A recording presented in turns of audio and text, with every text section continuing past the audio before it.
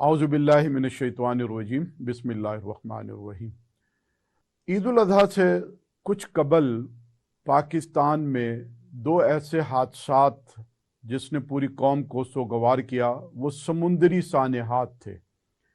ایک واقعہ وہ تھا کہ جس میں سینکڑوں پاکستانی یونان میں سمندر میں ڈوب گئے، اور دوسرا واقعہ وہ تھا کہ پاکستان کے ایک بڑی کاروباری شخصیت داؤد فیملی کے شہزادہ داؤد اور سلمان داؤد وہ ٹائٹینک کے تاریخی سفر پر گئے اور خود ایک تاریخ بن گئے۔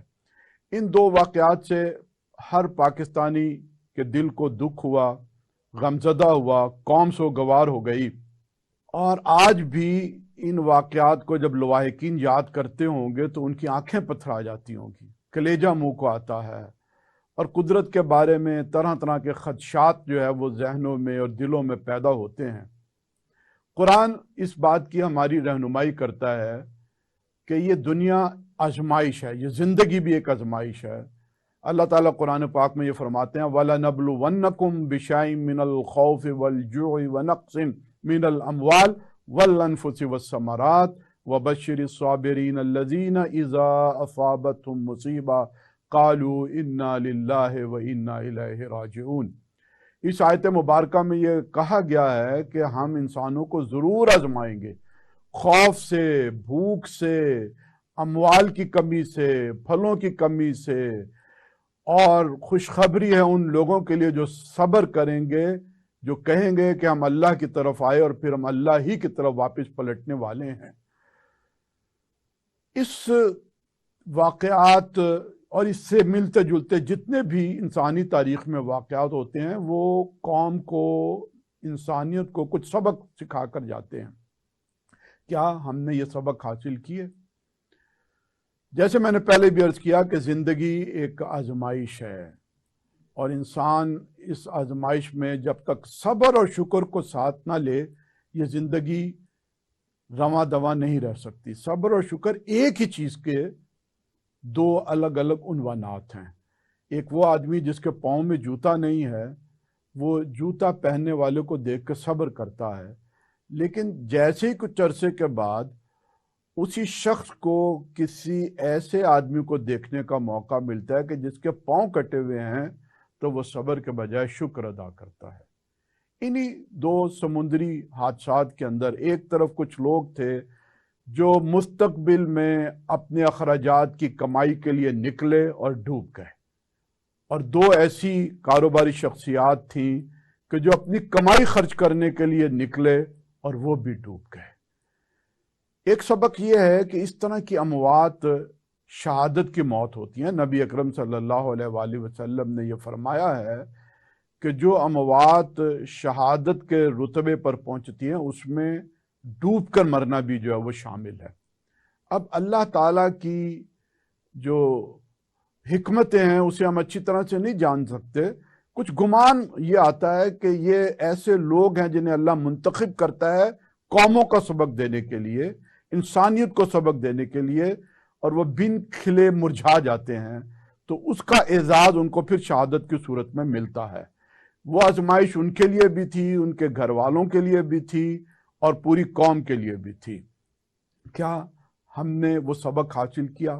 مثلا حکومت نے یونان کے واقعے کے اوپر ایک قومی سوگ منایا، پرچم سرنگو ہو گیا، لیکن کیا وہ لوگ جو اس پورے مسانحے کے ذمہ دار تھے، جنہوں نے لوگوں سے پیسے لیے، ایسے لوگ جنہوں نے خاندان بھر کی کمائی اور اپنی جان چند ٹھیکیداروں کے آگے ہار دی؟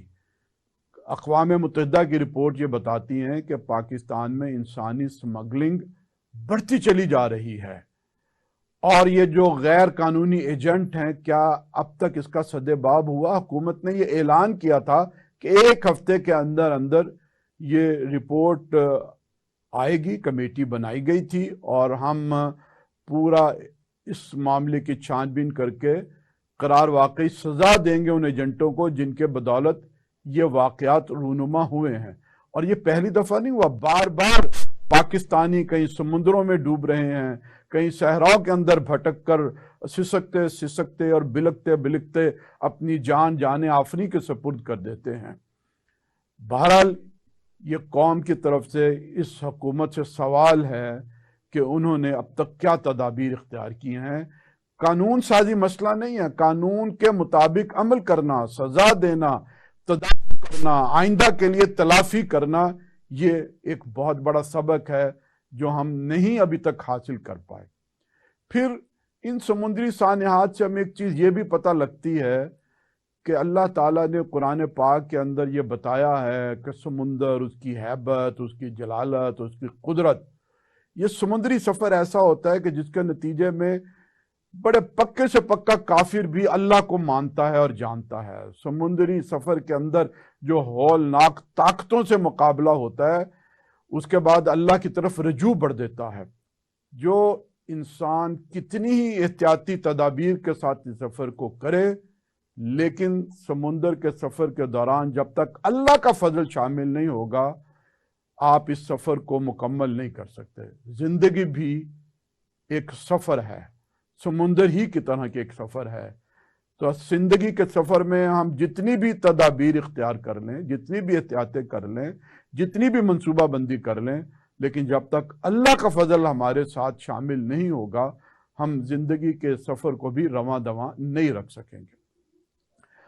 پھر ان سانحات میں داؤد فیملی کا ذکر جو ہے وہ ایک دفعہ پھر پوری قوم کے سامنے آیا ہے، اور میں چونکہ ذاتی طور پہ حسین داؤد صاحب کو اور ان کی فیملی کو بہت اچھی طرح سے جانتا ہوں۔ میرے والد صاحب ICM میں کرنے کے بعد جو آخری جاب کی وہ داؤد ہرکولس کی کمپنی سیکرٹری کے طور پر کی، اور وہیں ان کا انتقال بھی ہوا اس جاب کے دوران۔ یہ 1960 کی دہائی میں داؤد ہرکولس قائم کی گئی، اور فرٹیلائزر پاکستان کے اندر بنانے کا اعزاز اس خاندان کو حاصل ہوا۔ ہمارے کھیت سرسبز ہوئے، شاداب ہوئے، اور حسین داؤد کے زمانے میں داؤد ہرکولس بہترین ملازمین کی کمپنی کا ایوارڈ حاصل کرتی رہی۔ یعنی صرف پروڈکٹ ہی نہیں بناتے تھے، بلکہ اس پروڈکٹ بنانے کے لیے کمپنی کے جتنے بھی ملازمین تھے وہ اپنی کمپنی کے ساتھ سیٹسفائیڈ تھے۔ یہ اعزاز بہت کم پاکستان کے کمپنیوں کو یا انڈسٹریلسٹ کو جو ہے نا وہ حاصل کبھی ہوا ہے۔ سلمان داؤد اور ان کے والد جو اس حادثے کے اندر شہزادہ داؤد شکار ہو گئے، شہزادہ داؤد کے بارے میں ان کے جاننے والے کہتے ہیں کہ ایک ملنگ تھے، ایک درویش تھے۔ میں ان کے والد صاحب کو بھی جانتا ہوں۔ بچوں کی سی معصومیت، انسانیت سے ہمدردی، اور کسی بھی طور پہ کسی بھی کو کچھ دکھ اور تکلیف میں دیکھتے تھے تو اسے پورا کرنے کی پوری کوشش کرتے تھے۔ پاکستان کے ساتھ محبت کوٹ کوٹ کر بھری ہوئی تھی، درد تھا۔ میں نے ان کی زندگی میں 80 کی دہائی میں ایک دینی انقلاب بھی بڑھتے ہوئے دیکھا ہے۔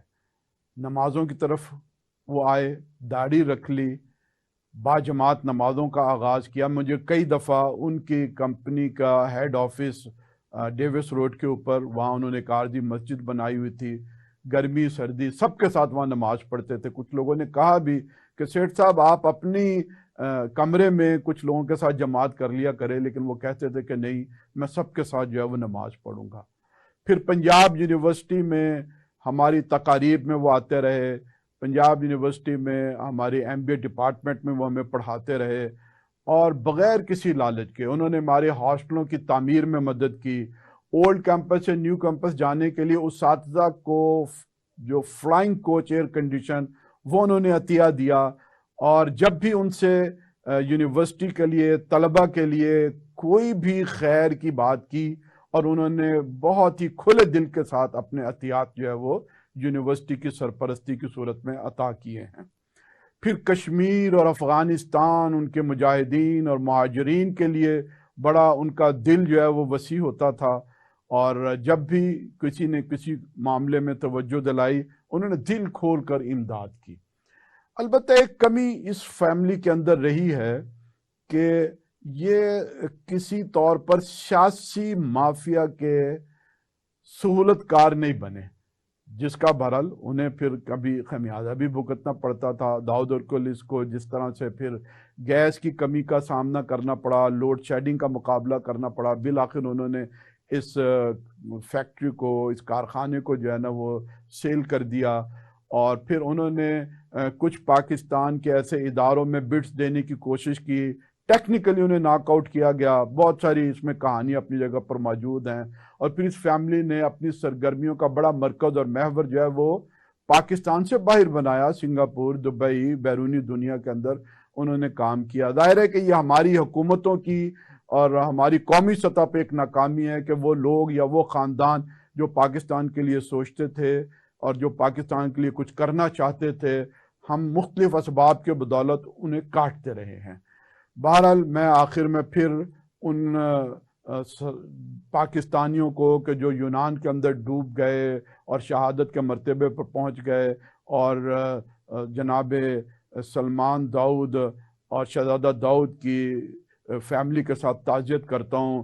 یہ فیملی کہ جنہیں ہم نے بہت قریب سے دیکھا ہے، ان کے والد، ان کی والدہ، ان کی بہن، جس طرح سے ان کے اندر انسانیت کوٹ کوٹ کر بھری ہوئی ہے، میں یہ یقین رکھتا ہوں کہ اللہ تعالیٰ یقیناً اس شہادت کو ایک قبول فرمائیں گے اور اس خاندان کو صبر جمیل عطا کریں گے۔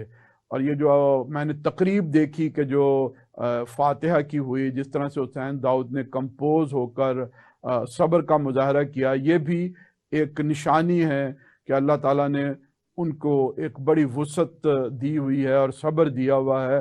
میں آخر میں پھر اپنے ان پاکستانی لوگوں سے جو یونان کے حادثے میں جو لواحقین ہیں ان سے بھی تعزیت کرتا ہوں، اور یہ کہنا چاہتا ہوں کہ یہ بہت عارضی جدائی ہے۔